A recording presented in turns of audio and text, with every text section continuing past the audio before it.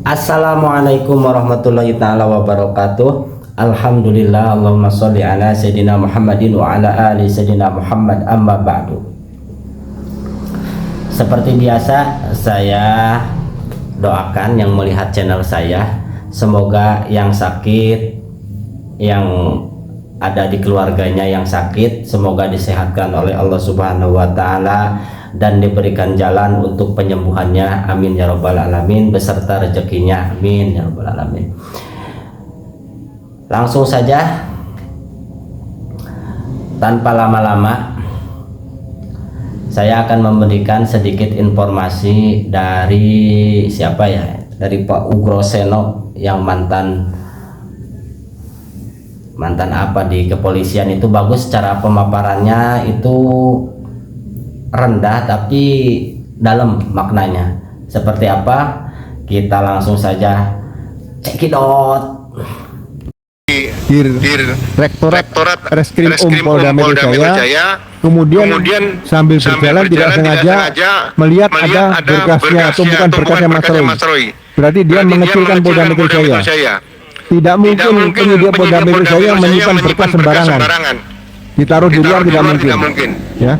Berarti kalau dia mengatakan seperti itu, sekali lagi dia mengecilkan profesionalisme di Reskrim Polda Metro Jaya. Dan saya titip orang seperti Ali Janiti walaupun sudah mengacara, kalau perlu sementara dilarang masuk ke sana, karena dia jalan-jalan di sana hanya pura-pura membawa kasus saja, tapi mencari informasi yang tidak benar. Itu saja. Terima kasih.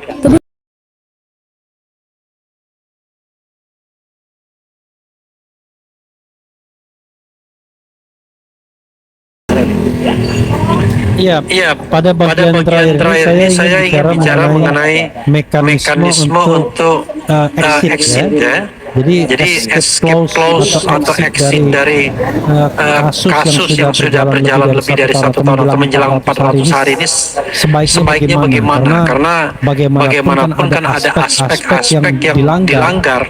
Salah satunya aspek kepastian hukum, aspek kemanfaatan, jangan nggak bermanfaat lagi nih, ya kan?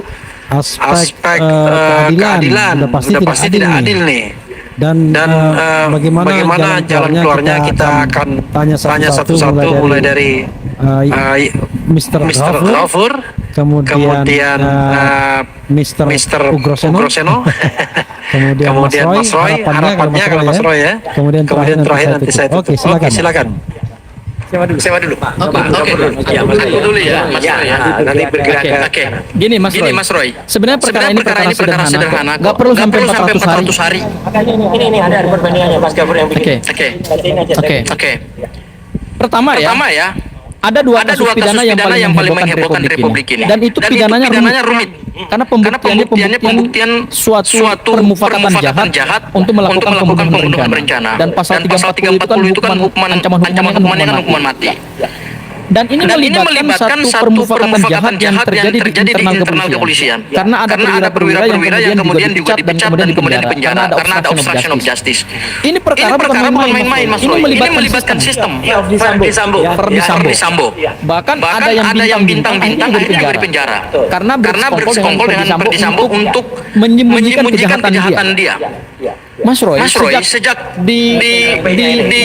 dibuka LP-nya oleh keluarga 8 Juli 2022, kemudian P21-nya 28 September, itu hanya memakan waktu 72 hari. Suatu perkara pidana yang rumit dan melibatkan sistem besar.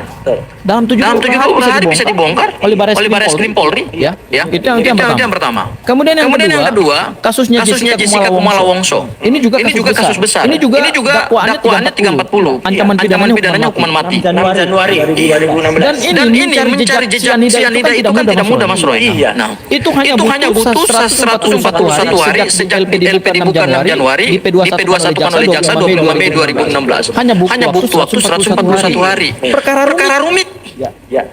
mohon maaf. Nah, Ini perkara sederhana. Ini rumit kalau kata termul. Rumit karena bukti-buktinya nggak kuat. Nggak ada buktinya. Buktinya nggak ada dan tidak meyakinkan. Ya. Makanya butuh waktu 400 hari. Ya, ini loh ijazahnya. Ini mohon maaf. Ini kan yang ingin dibuktikan kan cuma lembar ijazah. Iya, benar. Dan katanya pasalnya pasal pencemaran nama baik fitnah. Loh, pencemaran nama baik dan fitnah itu mohon maaf Mas Roy. Itu kan jenis delik yang sebenarnya beda dengan delik pembunuhan berencana. Ini hanya untuk membuktikan fitnah itu kan gampang gitu loh. Tapi kenapa 400 hari tidak di-P21 oleh jaksa? Karena ternyata bukti-buktinya masih goib. Ya, tidak ada bukti ini.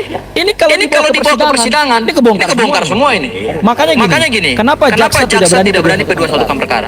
Karena jaksa itu beban pembuktian ada pada jaksa. Jaksa tidak akan berani mengambil risiko ketika dia P21 perkara, kemudian dia akan membuktikan perkara itu di dalam suatu persidangan terbuka untuk umum dan kemudian dia harus meyakinkan bahwa dakwaannya diterima oleh majelis hakim. Kalau buktinya nggak kuat, dia nggak akan terima, Mas Roy.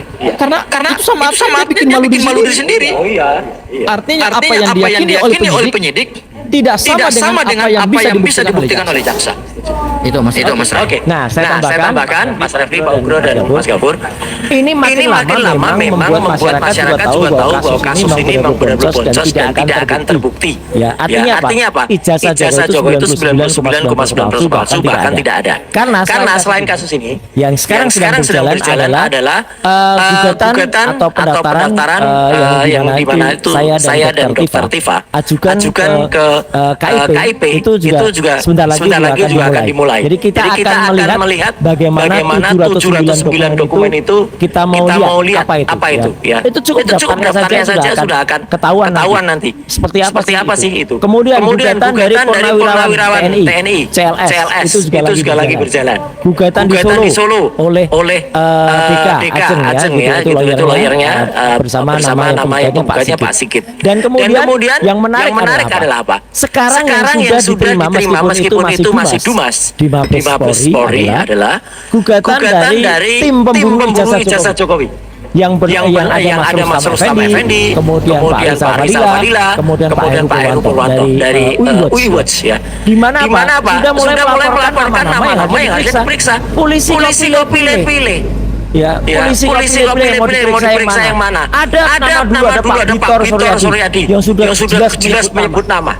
Undang dong Pak, diklarifikasi nama-nama Widodo, kemudian Denis, kemudian Eko Sulistyo, kemudian juga ada Paiman Raharjo yang itu juga namanya, dan kemarin yang namanya Mas Rustam, Pak Rizal dan juga Pak Heru itu sudah melaporkan tiga nama sudah dilaporkan, yaitu selain Joko Widodo belakangnya O semua, dua Eko Sulistyo, dan yang ketiga Pratikno. Nah, gitu. Jadi semua belakang itu dari laporan dan nanti hasilnya kan itu pembuat ijazahnya. Nah, itu kan belakangnya semua. Itu closing dari saya. Monggo Pak Ugro. Iya.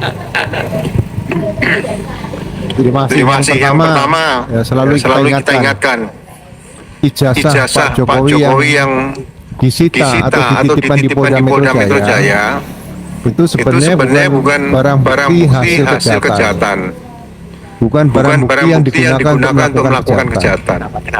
Ya. Ini seharusnya tidak disita, ya kan? Jadi tetap dikembalikan saja kepada Pak Jokowi, disimpan baik-baik. Selama tidak digunakan oleh Pak Jokowi berarti tidak merupakan kejahatan. Jadi nanti barang bukti yang perlu disita dirubah saja yang bisa disita dari 3 KPU tadi yang sudah digugat melalui KIP oleh Pak Purnatua itu menjadi barang bukti ya kan diduga palsu. Itu baru dibuktikan baru pencemaran nama baik. Saya yakin kalau SP3 Egy Sujana dan Merul Fisrismon ini sudah diterbitkan berarti perkara pelaporan Pak Jokowi dan kawan-kawan itu selesai sudah dihentikan. Ya. Kalau ini bisa dihentikan perkara pelaporan Pak Jokowi dan kawan-kawan tadi, saya yakin rupiah akan menguat. Ya. sebentar lagi dunia mencapai kemerdekaan, Pak, katanya. Nah, itu yang sudah 17.800, 118.5 merdeka. ya, jadi saya kadang-kadang sambil seperti ini supaya kita ke depan tidak ingin apa namanya mempidana Pak Jokowi simpan aja saja, Bapak tidak akan terlibat. Yang terlibat adalah yang menggunakan saja, nanti pemilih sebagai saksi di situ. Dan nanti terserah jaksa, kalau jaksa menerima berkas-perkara bahwa itu pidana cukup kuat, ya saya berharap dugaan ijazah palsu tadi memang terbukti karena menyangkut pemilihannya adalah kepala negara yang ketujuh di Indonesia. Ya, dipunderi bisa dilakukan berdasarkan Undang-Undang Kejaksaan Negara Republik Indonesia. Itu saja, terima kasih.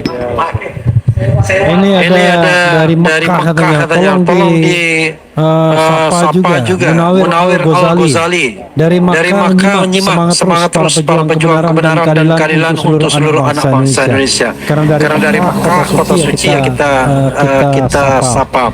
Jadi saudara sekalian, kalau semua ini bagian terakhir ya, kita harus lihat dari dimensi sosial politiknya. Kasus ini secara teknis mudah pembuktiannya, secara teknis tidak sulit, tetapi yang sulit adalah sosial politiknya. Jadi penyidik tidak bisa dan tidak berani untuk bersikap independen, sementara pihak Pak Jokowi sendiri gengsi untuk mengakui kesalahan dan kekalahan. Karena kalau memang memiliki ijazah sokol asli tersebut sudah lama selesai ini ditunjukkan. Tetapi kita pun dengan nuansa yang sangat meyakini, yakin itu apa yang ditunjukkan pada tanggal 15 Desember 2025 itu termasuk orang goib juga sebenarnya. Yang kemudian muncul tiba-tiba bus gitu kan. Dan sekali lagi bahwa kalau kita bicara tentang pembuktian, kalau Anda punya bukti yang kuat, Anda akan keluarkan dalam tahap pertama untuk mengkick lawan.